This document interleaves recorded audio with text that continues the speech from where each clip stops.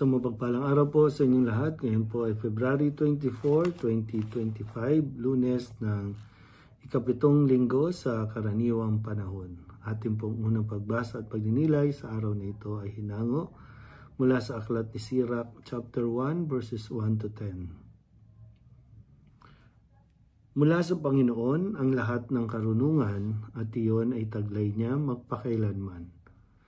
Sino ang makabibilang ng butil ng buhangin sa dagat o ng patak ng ulan o ng mga araw? Sa panahong walang pasimula at walang katapusan, sino ang makasusukat sa taas ng langit o sa lawak ng lupa? Sino ang makaaarok sa kalaliman ng dagat?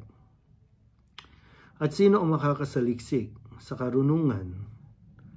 Bago palikain ang alinmang nilalang, nilikha na ang karunungan at ang tunay na pagkaunawa bago pa nagsimula ang mga panahon. Ang karunungan ay nagmula sa salita ng Diyos sa kataas-taasang langit at ang kanyang mga aral ay batas na walang hanggan. Kanino ipinahayag ang simula ng karunungan at sinong nakatatalastas ng kanyang pamamaraan? Kanino ipinagkaloob ang makakilala sa karunungan? At sinong makauunawa ng kanyang masaganang mga karanasan? Iisa lamang ang talagang marunong. Dapat tayong gumalang na may paghanga sa harap ng kanyang luklukan. Ang Panginoon ang may likha ng karunungan. Kinilala niya ang kahalagahan nito sa lahat ng kanyang nilalang. Binahaginan niya ng karunungan ng lahat ng tao, ngunit higit na masagana ang bigay niya sa mga umiibig sa Kanya. Ang salita ng Diyos. Muli po, isang mapagpalang araw sa inyo pong lahat sa panibagong simula ng ating linggo at talagang sa pagsisimulang ito napakahalaga na magtaglay tayo ng mga karunungan dahil meron tayong mga desisyon na kailangan gawin, may mga kailangan na pag-usapan, kailangan na ayusin, at nangangailangan to ng tunay na karunungan o wisdom. Kaya sakto naman, no, sa umpisang ng linggong ito ay sinisimulan din natin na pagnilayan ang pahayag mula sa aklat ni Sirach na nagbabanggit tungkol sa karunungan. So baka tandaan po natin na kapag pinapaliwanag dahil ito ay nasa lumang tipan, kapag sinasabi ang tungkol sa karunungan with a capital K, ang tinutukoy dito ay si Jesus, ang tunay na karunungan.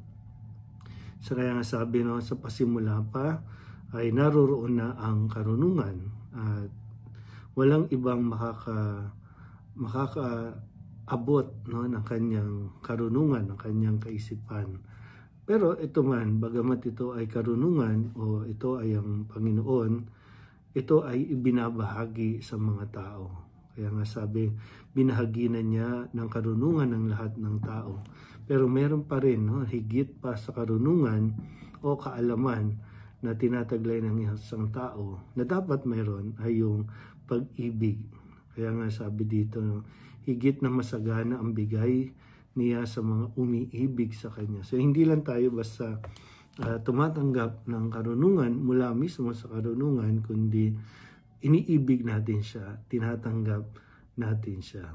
At kapag ang isang tao po ay nasa Diyos, kapag ang isang tao nasa Kanya ang Diyos, magtataglay din to ng karunungan.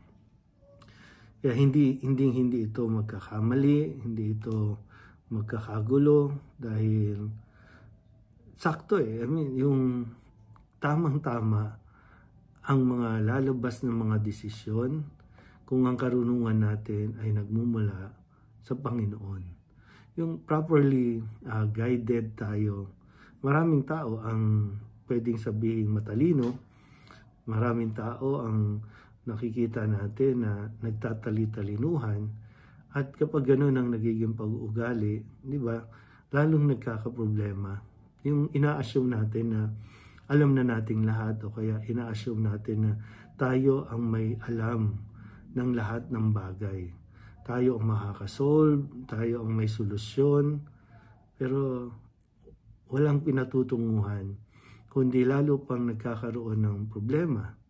Pero the moment na i-acknowledge natin ang Diyos, at the moment din na i-depende natin ang ating mga desisyon sa mga salita ng Diyos, doon nagkakaroon ng maayos na direksyon ang ating buhay. Ang mga desisyon na nagmumula sa karunungan, tiyak may mararating na maganda. Muli po, isang mapagpalang araw sa inyo pong lahat.